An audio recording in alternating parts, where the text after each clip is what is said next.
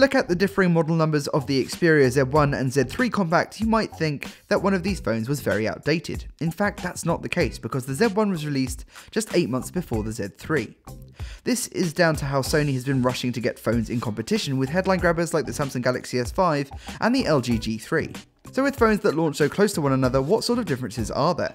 Well, the Z3 is lighter for one. It's 129 grams versus the Z1's 137 grams. The dimensions aside from that are the same, except for depth, which at 8.6mm is a bit less than a millimeter thinner than the older phone.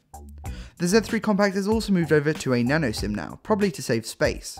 Both phones are waterproof too, so accidental water incidents shouldn't be a big problem. The one thing that hasn't changed very much is the screen resolution on the Z3, which is the same as on the Z1. Crucially too, the Z3 is larger at 4.6 inches, so the actual pixel density is worse on the new phone. Even so, it's a very small amount and we never had any significant complaints about the actual quality. Processing power on the phones is almost identical too.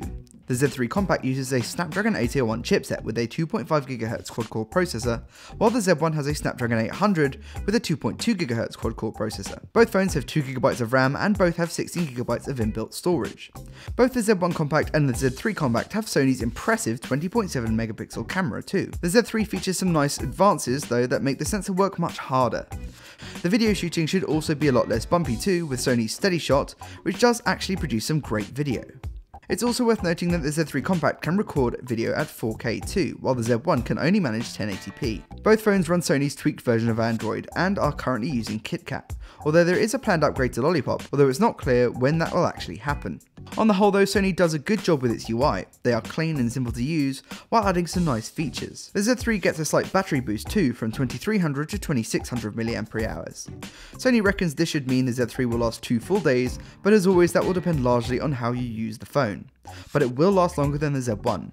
So the final decision will probably come down to price. There is nothing at all wrong with the Z1 Compact, and it's as impressive a phone now as it was when it launched. Because it's likely to be a little cheaper, it's a good bet. The Z3 on the other hand has enough tweaks and updates to make it worth a little bit extra. It's not streets ahead, but the updated camera will make it an easy decision for some, along with that improved battery.